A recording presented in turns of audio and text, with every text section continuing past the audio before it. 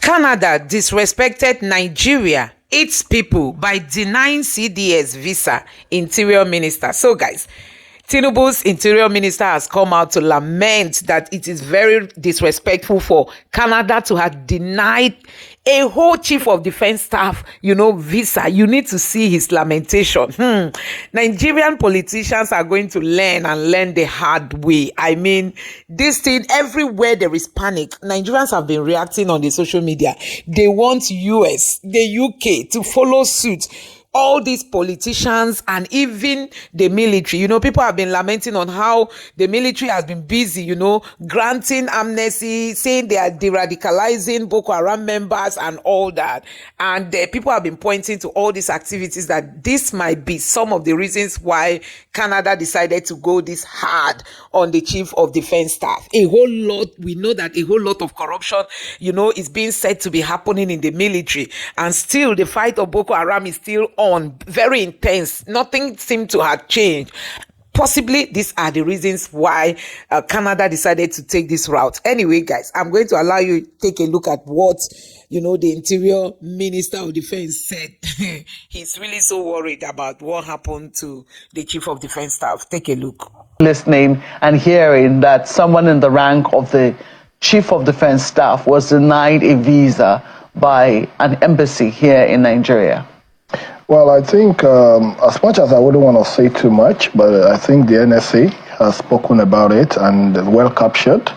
And I think it speaks to issue of reciprocity of respect, between nations, because somebody who is the chief of defense staff, that's the highest military personnel, in the country, and it's unexpected. It's I'll say it's condemnable, and without knowing the full facts. But I think even for us, in terms of visa policy, it means that issue of reciprocity, as I always say, has to be given due consideration, because when as much as we're not ready to dabble into the sovereignty or sovereign issues of other nations, issue of visas, issue of migration management is it's a sovereign issue. It borders on sovereignty and right of every nation. But as much as we don't want to dabble into that, but we think that it's not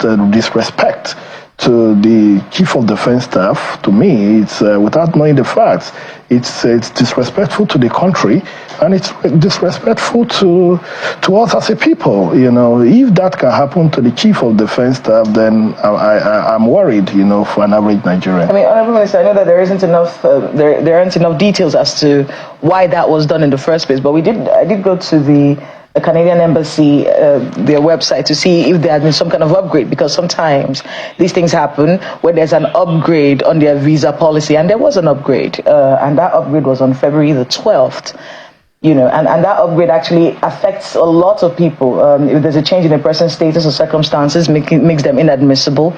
And if an officer, that's the person in the embassy, is not satisfied that the person can leave Canada by the end of the authorized period, and the document, or if the document is lost or stolen. So they had actually just upgraded. No, but excuse me. Some of their policies. I'm so sorry to interject. Don't let us mix words.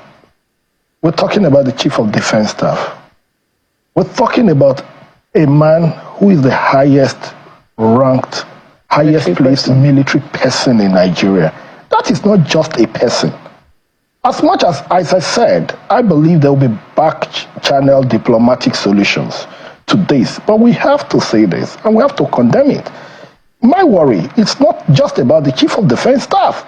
My worry is if this, because you will not tell me the Chief of Defense Staff is going to abscond. Or the Chief of Defense Staff cannot, because his bills will even be paid by government. Yeah. So to me, I don't see any rationale. And even if there are questions that you need to ask, there are back-channel diplomatic ways, protocol-wise, of solving these issues. My worry is not about him. As you can see, I don't think he's bothered. But I, as a Minister of Interior, in charge of migration management, in charge of immigration, who handles the issue of visa issuance and, of course, entry permits and etc., gets bothered that, hey, are we being taken for granted here. So that's the discussion. The discussion is to the average Nigerian, to that hard-working family who just wants a holiday, to that businessman who wants to go to Canada to explore business opportunities legitimately, to that Nigerian who all he needs is education, who can afford it.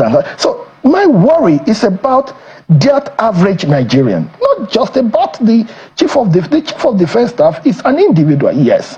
But if this can happen to him, then there's a cause for concern. It's very important and I sincerely believe that, knowing the Ministry of Foreign Affairs, I know my colleague, Ambassador Tuga, will be on top of this. I want you to be able to, sorry about that, I want you to be able to get your thoughts, because one of the criticisms that we've heard from that particular event was that the language that was used by the NSA, many people online and in many fora, they've said it wasn't very complimentary, that phrase, go to hell.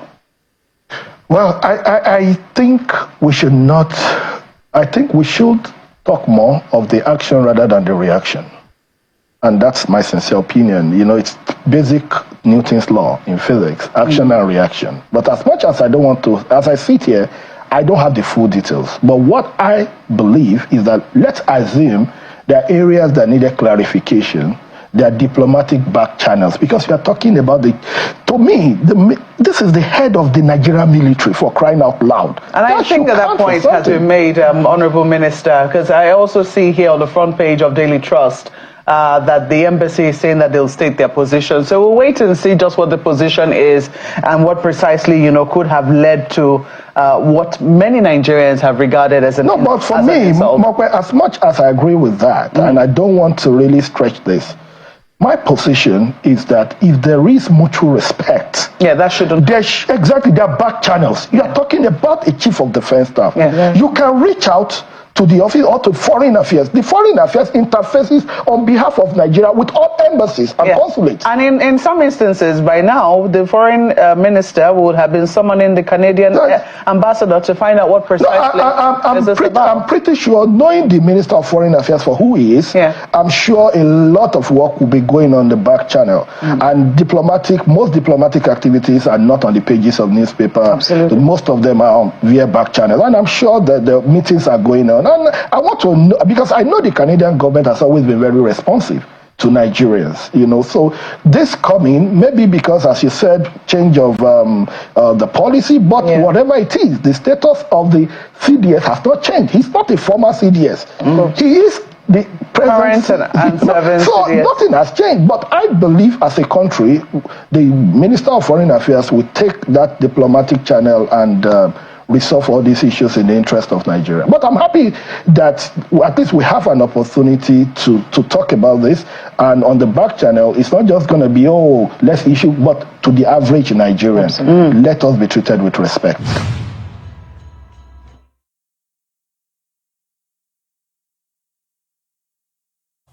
So guys, you have seen it for yourself. Honestly, it is good that these our politicians are learning the hard way.